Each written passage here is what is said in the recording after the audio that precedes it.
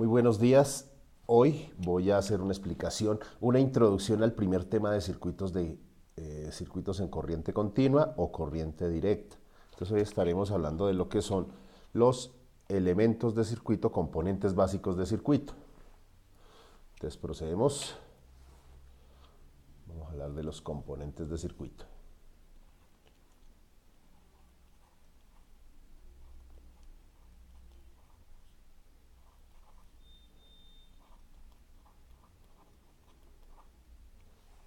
Bueno, el análisis de circuitos eléctricos y sobre todo el análisis de circuitos continuos se trata de determinar básicamente las magnitudes eléctricas que intervienen en un circuito. Hablamos de las corrientes, los voltajes, las potencias específicos. Por lo que en términos de componentes, los circuitos o los componentes básicos son los elementos fundamentales a partir de los cuales se puede construir un circuito. Es decir, estos componentes son idealizaciones, son modelos que sirven para determinar ciertas características y los dispositivos eléctricos, electrónicos, ya sea de tipo pasivo o activo, generalmente tienen una serie de elementos básicos a partir de los cuales se pueden representar. Entonces, nosotros tenemos unas magnitudes fundamentales que hay que revisar, ¿no? Por ejemplo, veamos el concepto de carga eléctrica.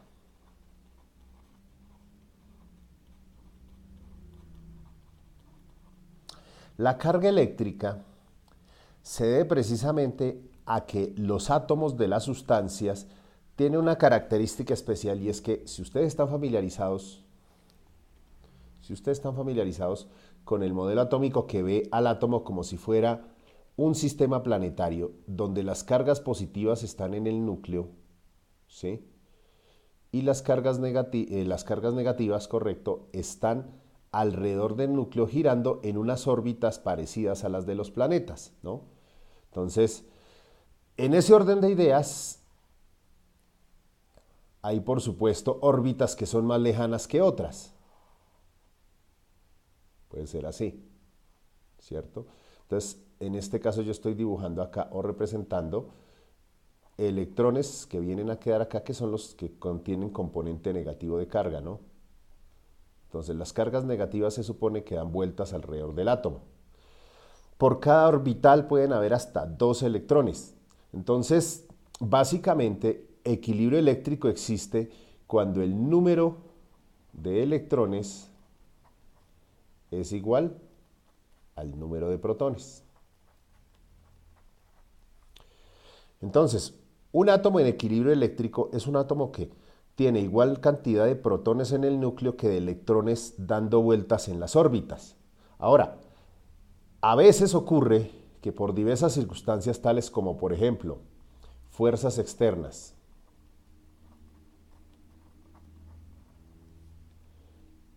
cambio en la temperatura, generalmente cambios bruscos subiendo la temperatura, fricción, campos magnéticos, etcétera. A veces los electrones que están en el último nivel y ciertos materiales que tienen los electrones en el último nivel muy alejados, donde las fuerzas de atracción son menores, simplemente esos electrones del último nivel son arrancados por cualquiera de los eventos que se indican acá, por unas fuerzas externas, por cambio en la temperatura, por fricción mecánica o por la existencia de campos magnéticos y por otros fenómenos como por ejemplo las descargas de rayos gamma, las radiaciones ionizantes, entre otras, ¿no? Entonces, cuando un átomo pierde un electrón, ¿no? Es decir, el núcleo queda cargado, queda con la misma cantidad de protones y digamos que en este caso se fue un electrón. Entonces digamos que los electrones del último nivel o el electrón del último nivel simplemente deja ese espacio, o sea que aquí queda como hueco porque alguna fuerza externa se lo lleva, ese electrón se pierde. Entonces el átomo queda descompensado, va a quedar con mayor cantidad de protones que de electrones. Eso produce un campo eléctrico que no es otra cosa sino la manera como el átomo afecta el espacio a su alrededor para tratar de recuperar el electrón que perdió. Los elementos de la naturaleza, los átomos, tienden a recuperar el equilibrio eléctrico y si han perdido un electrón, harán lo posible, ejercerán una fuerza alrededor para tratar de recuperar nuevamente el electrón que les hizo falta. De esa forma, entonces, un átomo que perdió un electrón se convierte en una carga positiva porque tiene más protones. Un electrón libre que fue arrancado de su átomo padre viene a ser o viene a constituir una carga negativa, ¿no? Son los dos tipos de carga que existen. Entonces, hay una carga positiva y una carga negativa. Los átomos que han perdido electrones y los electrones tratan de buscarse para completar ese equilibrio eléctrico, de tal manera que entre ellos existe una fuerza de atracción. Entonces, este es atraído hacia allá y este es atraído hacia allá. Eso es básicamente lo que ocurre. Ahora, si en el espacio se encuentran dos átomos que perdieron electrones, es decir, dos cargas positivas, pues se van a repeler, porque son básicamente elementos que están en competencia, compiten por los mismos recursos, son rivales naturales. De igual forma, si existen dos electrones libres, entonces dos electrones libres que se encuentren en el espacio, también se van a repeler porque ellos, ante todo, son carga negativa. Ambos están compitiendo ambos son rivales, por lo tanto también se van a rechazar. De ahí viene la ley de los signos de las cargas, ¿no? Cargas del mismo signo se repelen, cargas de signos opuestos se atraen. Entonces, de hecho, una persona, un científico que hizo el cálculo o que estimó la ley con la cual se atraían dos cargas eléctricas, ya sea que se atraen o se repelen, hay una fuerza que indica cómo es o cuál es el valor de la fuerza con que se atraen o se repelen, y esa depende exclusivamente de la magnitud de las cargas que se atraen y de la distancia que se separan. Entonces, la letra K aquí, la letra K, es equivalente a una constante eléctrica que es más o menos igual a esto, 9 por 10 a la 9 newton metro cuadrado sobre coulombio cuadrado. La unidad de carga es el coulombio. El coulombio es la manera de cuantificar la cantidad de carga que está contenida en una determinada concentración puntual en el espacio. Entonces, nosotros sabemos que Q1 y Q2 es la magnitud de las cargas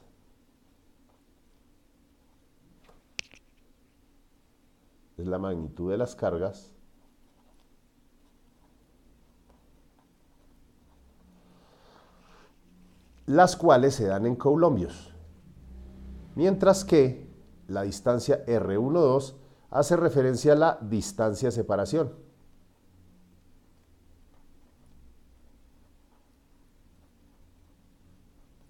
Entonces, si yo tengo, por ejemplo, dos cargas en el espacio, aquí y aquí, ¿cierto?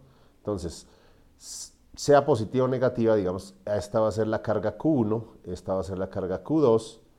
Entonces, si son iguales, se van a repeler, si son de signo distinto, se van a atraer. Pero ellas van a estar separadas una determinada distancia, una distancia que va desde el centro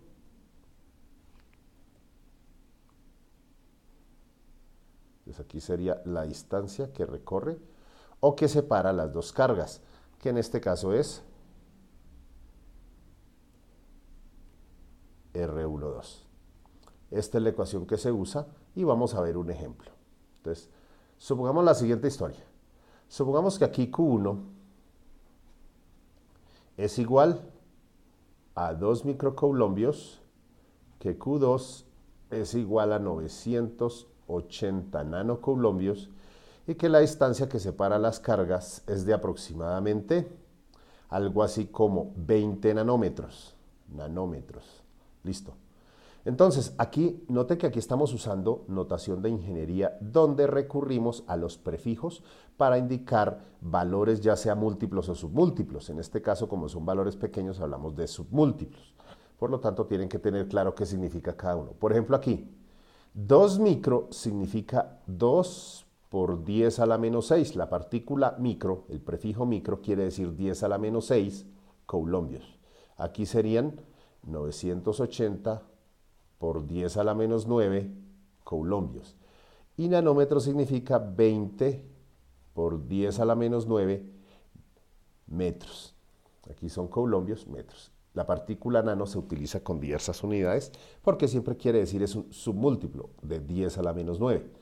Listo, con estos valores vamos a determinar la fuerza con que se atraen estas dos cargas o se repelen. En este caso, como ambas son de signo positivo, entonces quiere decir que la fuerza que ejerce cada una sobre la otra es una fuerza de repulsión.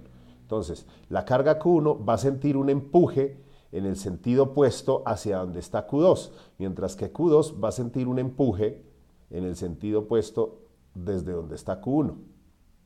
Entonces, ambas cargas sienten la fuerza, pero cada una la siente en dirección opuesta. Siente el empuje que le hace la otra. Pero la magnitud de esa fuerza viene dada por esta ecuación, recuerden.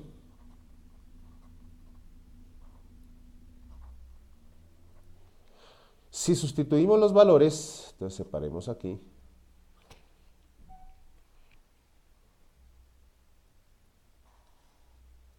Entonces aquí, por ejemplo, al sustituir los valores vamos a tener lo siguiente. 9 por 10 a la 9 newton metro cuadrado sobre coulombio cuadrado. Multiplicado por la carga 1, que es 2 por 10 a la menos 6 coulombios, y 980 por 10 a la menos 9 coulombios. Todo sobre la distancia que separa a esas dos partículas, a esas dos cargas, que es de 20 por 10 a la menos 9 metros elevado al cuadrado. Listo. Ahí está la operación. La cancelación de unidades es como sigue. El metro cuadrado de acá se cancela con el metro que al elevarse al cuadrado aquí, pues va a quedar con el mismo exponente. Se eliminaría metro cuadrado. Y coulombio de acá por coulombio de acá son coulombio cuadrado, que se elimina con el coulombio cuadrado de acá, dejando como unidad el newton. Entonces aquí el resultado es, simplemente recurrimos a la calculadora. Entonces, para usar la calculadora vamos entonces a utilizarla aquí. Entonces, vamos pues, 9. En este caso utilizamos la notación por 10, que ustedes ven acá. Entonces, esto puede ser por 10 a la 9. 9 por 10 a la 9. Exacto. Por,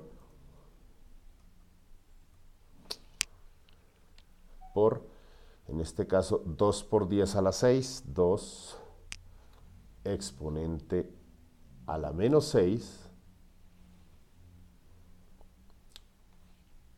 por 980 exponente a la menos 9,